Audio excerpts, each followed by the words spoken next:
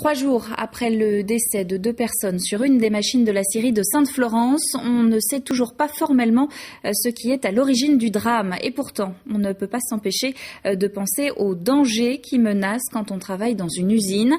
Le risque de se blesser gravement, voire plus, est finalement presque le même au travail que dans une voiture. Le pire ennemi du salarié, c'est la routine. Pierre Dalicieux.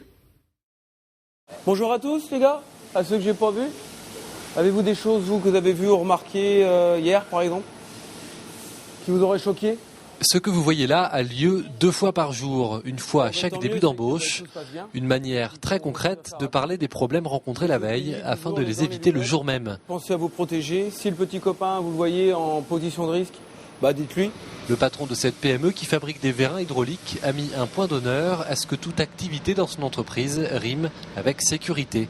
Grâce à la formation qu'on a mise en place, on a découvert que l'excès de confiance, c'était la cause majeure, le comportement à risque le plus souvent rencontré.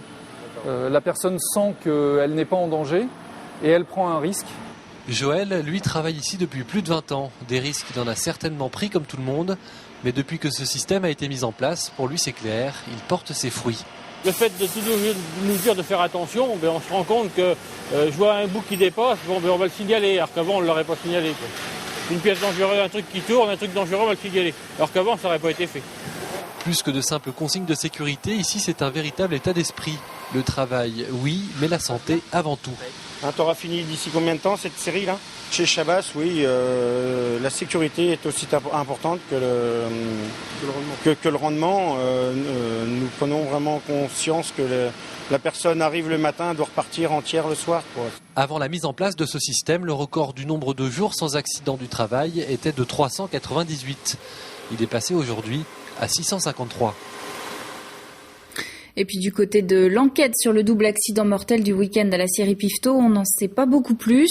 L'autopsie sur le salarié de 38 ans et sur l'intervenant extérieur de 32 ans avait lieu ce matin à Nantes. Un point pourrait être fait en fin de semaine par le procureur de la République de La Roche-sur-Yon. Décembre 2012 marque une nouvelle baisse de l'emploi intérim dans les Pays de la Loire. Moins 3% par rapport au mois précédent, moins 9% par rapport à décembre 2011. C'est la construction qui enregistre la plus forte chute. L'industrie a également revu à la baisse ses besoins en intérimaire. Seul le secteur tertiaire a légèrement augmenté sa demande. Dans ce contexte, il y a quand même de bonnes nouvelles sur le marché du travail, notamment pour les repreneurs et les créateurs d'entreprises. Le réseau Initiative Vendée, qui regroupe 4 plateformes qui se partagent le département, vient de présenter son bilan 2012 sur près de 700 porteurs de projets accueillis. Plus d'1 sur 3 a décroché un prêt d'honneur. Un vrai coup de pouce rendu notamment possible grâce aux 500 bénévoles mobilisés sur l'ensemble de la Vendée, qu'ils soient eux-mêmes chefs d'entreprise, mais aussi banquiers, comptables ou encore retraités de la profession.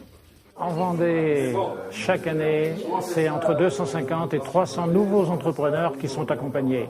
Ces gens-là, pendant les 3 premières années de l'accompagnement, ils vont être amenés à rembourser leur prêt d'honneur, des financements qui vont être utilisés pour accompagner de nouveaux entrepreneurs, mais ils vont être aussi accompagnés humainement par tout un réseau de chefs d'entreprise, de banquiers, d'experts comptables, dans des systèmes de parrainage qui viennent les aider à apprendre ce métier d'entrepreneur. Et 2013 marque le lancement de 2 nouveaux dispositifs d'aide. Le premier doit faciliter le recrutement d'un salarié. Le second est destiné au développement de la croissance des petites entreprises. La première mouture de la carte scolaire a été discutée avec les syndicats cet après-midi. Je vous rappelle que c'est la première des 3 étapes habituelles concernant les ouvertures et les fermetures de classes dans le primaire du secteur public. Ce qu'on savait déjà, c'est que 27 postes supplémentaires ont été attribués à la Vendée pour la rentrée. 4 jours après le début de son action, Serge Charnay y a finalement mis un terme hier soir. Serge Charnay, vous le savez sans doute, c'est ce père privé de la garde de son enfant depuis 1 an et demi et qui est monté au sommet d'une grue à Nantes pour le faire savoir. Un geste désespéré qui n'est pas cautionné par toutes les associations de soutien aux pères divorcés, mais qui a eu le mérite de leur donner la parole. Un papa sur 2 perdrait tout contact avec son enfant au moment d'une séparation.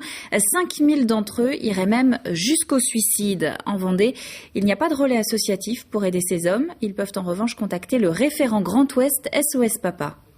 dans 75%, 80% des cas, c'est la résidence principale est donnée à la maman. Les papas que je rencontre tiennent à s'investir beaucoup plus dans la vie de leur enfant et justement sont confrontés à une justice qui n'a pas évolué avec le temps, quoi. Nous, on se défend, on défend l'intérêt de l'enfant. Donc on n'est ni pour le papa ni pour la maman, on défend l'intérêt de l'enfant. Mais la plupart du temps, ce qu'on peut constater, c'est que c'est le papa à qui on fait obstacle à ses droits.